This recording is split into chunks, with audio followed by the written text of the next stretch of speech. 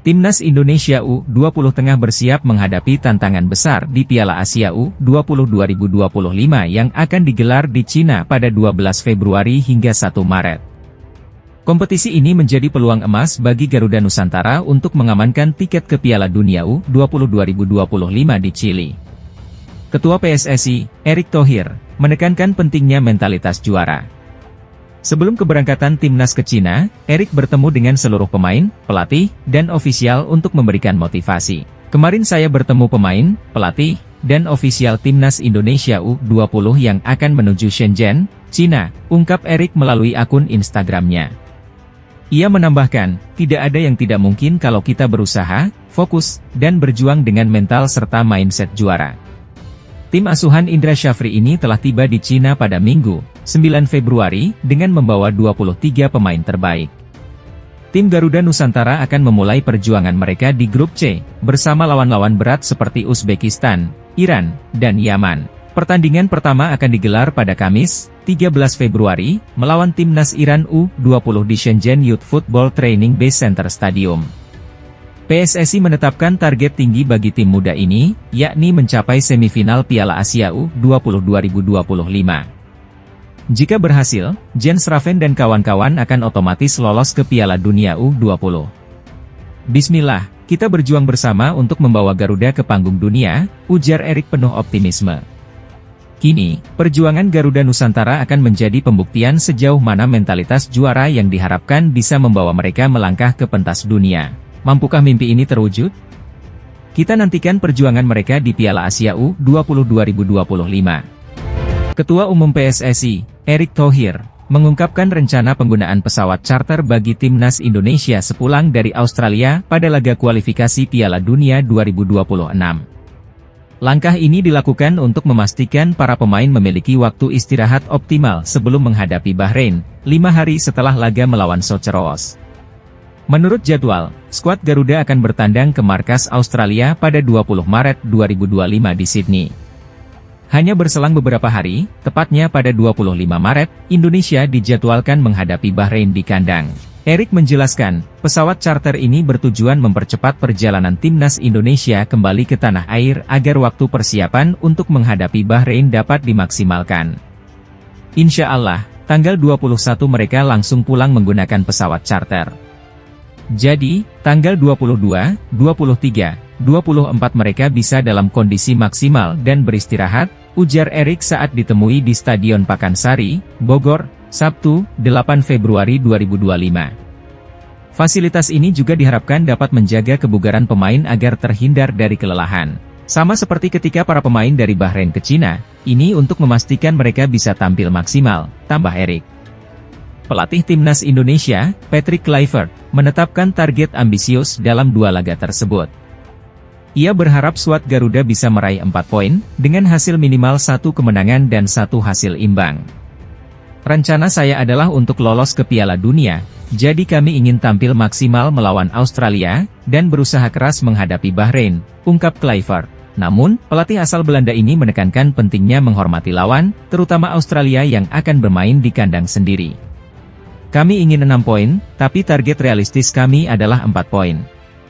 Laga ini sangat penting, seperti final bagi kami, tambah Kluivert. Indonesia masih memiliki 4 laga tersisa di grup C babak ketiga kualifikasi Piala Dunia 2026 zona Asia. Selain melawan Australia dan Bahrain, mereka juga akan menjamu Cina sebelum bertandang ke Jepang untuk laga pamungkas. Agar lolos otomatis ke putaran final Piala Dunia 2026, timnas Indonesia minimal harus finish di posisi kedua grup C. Meski Jepang diprediksi sulit untuk dikejar, perjuangan Garuda tetap terbuka lebar jika mereka mampu tampil konsisten di 4 laga terakhir. Pelatih timnas Indonesia, Patrick Kluivert, telah mempersiapkan daftar 27 pemain yang akan dibawa untuk menghadapi Australia dan Bahrain dalam lanjutan grup C kualifikasi Piala Dunia 2026 zona Asia.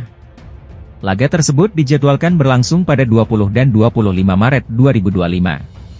Jumlah pemain yang dipanggil ini sama seperti yang dilakukan pelatih sebelumnya, Shin Tae-yong, pada November 2024. Namun, yang menjadi perhatian adalah komposisi skuad yang akan digunakan oleh Kluivert, mengingat pendekatan yang berbeda dari pelatih asal Belanda ini. Menurut manajer Timnas Indonesia, Soemarji, Patrick Kluivert memilih pemain berdasarkan kualitas di setiap posisi tanpa memandang nama besar atau asal klub. Dalam pernyataannya di DPR pada 3 Februari 2025, Soemarji menegaskan bahwa persaingan menjadi kunci utama seleksi pemain. Berkaitan dengan pemain, Coach Kluivert tidak memandang dari mana berasal. Yang dilihat adalah persaingan pada masing-masing posisi, kata Soemarji, yang juga menjabat sebagai ketua badan tim nasional. Pendekatan ini membuka peluang bagi pemain-pemain lokal Liga 1 untuk bersaing lebih ketat dengan pemain diaspora maupun abroad. Bahkan, jumlah pemain Liga 1 yang dipanggil bisa saja meningkat dari sebelumnya.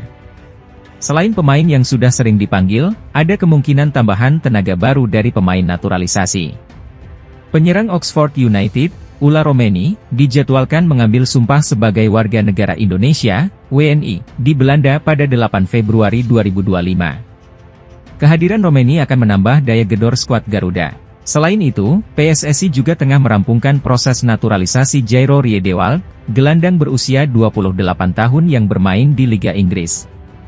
Setelah pemberkasan selesai, Riedewald direncanakan menjalani tes kesehatan dan wawancara dengan Badan Intelijen Negara, BIN, di Indonesia. Jika semua proses berjalan lancar, ia diharapkan bisa bergabung saat laga melawan Australia. Berikut adalah prediksi 27 pemain yang kemungkinan besar akan dipanggil Patrick Kluivert untuk dua laga penting ini.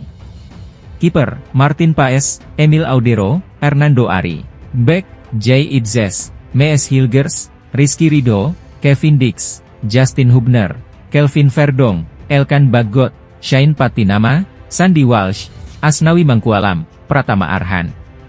Gelandang, Ivar Jenner, Tom Haye, Nathan Choe Aon, Marcelino Ferdinand, Jairo Riedewald, Ricky Kambuaya, Mark Klok. Penyerang, Eliano Rogers, Ragnar Oratmangoen, Rafael Struijk, Ula Romeni, Egy Maulana Fikri, Ramadan Sananta. Dengan komposisi ini, Timnas Indonesia diharapkan mampu tampil maksimal menghadapi dua laga berat. Satu harapan besar adalah, para pemain bisa memberikan performa terbaik demi membawa skuad Garuda semakin dekat ke Piala Dunia 2026.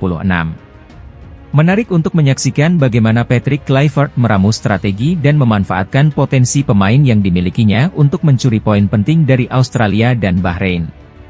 Laga ini akan menjadi ujian besar sekaligus peluang emas bagi Indonesia di pentas internasional.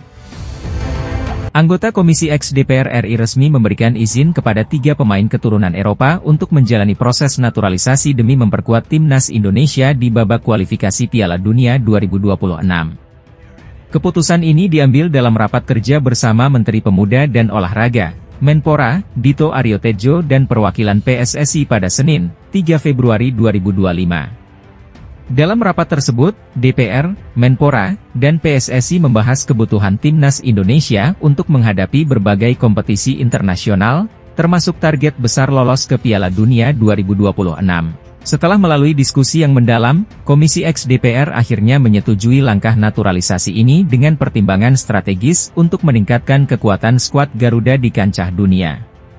Keputusan ini menjadi sinyal kuat atas besarnya harapan masyarakat Indonesia untuk melihat Timnas berlaga di panggung tertinggi sepak bola dunia.